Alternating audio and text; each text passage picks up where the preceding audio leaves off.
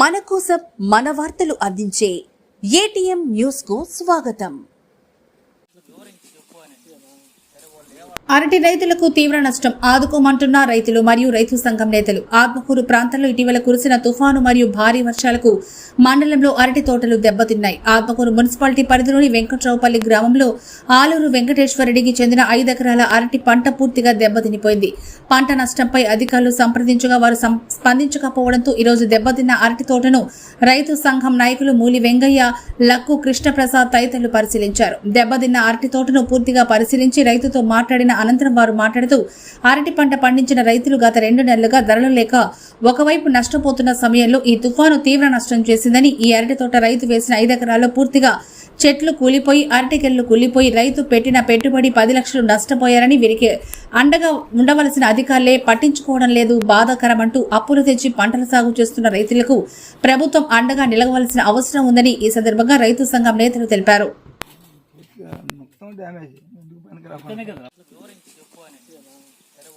నమస్కారం, నా పేరు మూలి వెంగయ్య, ఏపీ రైతు సంఘం జిల్లా కార్యదర్శిగా ఉన్నాను.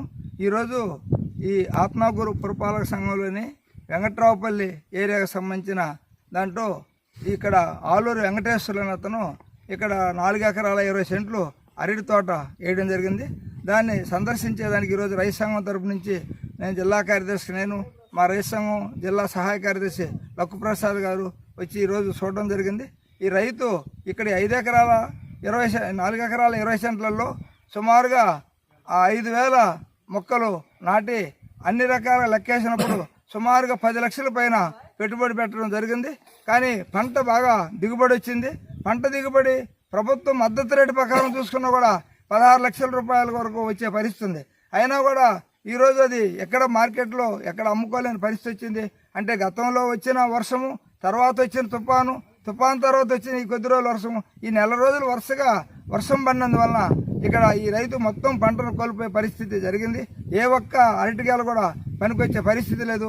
అందువలన ఈ ఏరియాలో ఈ మెట్ట ఏరియా సంబంధించినంటూ ఇప్పుడు ఆర్టికల్ సంబంధించి చేసేది చాలా తక్కువగా ఉంది. చేసిన ఈ రైతుకు కూడా ఇంత నష్టపరిహారం జరిగింది. అయితే అధికారులు వెంటనే స్పందించి దీన్ని ఎన్యూమరేషన్ ఎంత ఖర్చు లెక్కగట్టి ఇదివరకునే కొంత ప్రభుత్వ అధికారుల దృష్టికి తీసుకురావాల్సింది. కానీ ఇక్కడ హార్టికల్చర్ డిపార్ట్మెంట్ వాళ్ళతో మాట్లాడినప్పుడు అసలు మేమేం చేయలేము అనేది చాలా నామోషకరమైన విషయం, బాధాకరమైన విషయం. ఎందుకంటే వాళ్ళు స్పందించి దీన్ని ఏర్పాట్లు చేసి కలెక్టర్ దృష్టికి ఇప్పటికే తీసుకుపోయి ఉండాల్సింది. ఇటు తీసుకుపోకపోవడం చాలా బాధాకరమైన విషయం. అందువల్ల వెంటనే అధికారులు స్పందించి ఈ రైతుకు సంబంధించిన నష్టపరిహారాన్ని గుర్తించి సుమారుగా అతను పెట్టిన పెట్టుబడి అన్న 10 లక్షల రూపాయలు ఇప్పించాలనే రకంలో మేము ఆంధ్రప్రదేశ్ రైతు సంఘం నుంచి డిమాండ్ చేస్తున్నాం. నా పేరు లక్కు కృష్ణప్రసాద్, ఆత్మకూరు మండలం ఆత్మకూరు పురపాలక సంఘం వెంకట్రావుపల్లి ఆలూరి వెంకటేశ్వర్లు అనేటువంటి రైతు ఆత్మకూరు మండలంలో నీటి వనరు తక్కువగా ఉండేటువంటి మెట్ట పొలాల్లో 4 ఎకరాల 20 సెంట్లు అరటి తోట వేశారు. ఈ అరటి తోటకు ప్రభుత్వం సబ్సిడీ ద్వారా నీటి వనరు కూడా ఏర్పాటు చేశారు. 20 మీటర్ల వెడల్పుతోటి 20 మీటర్ల పొడవుతోటి 2 బోర్లతోటి నీరు కూడా సఫిషియెంట్గా పడింది.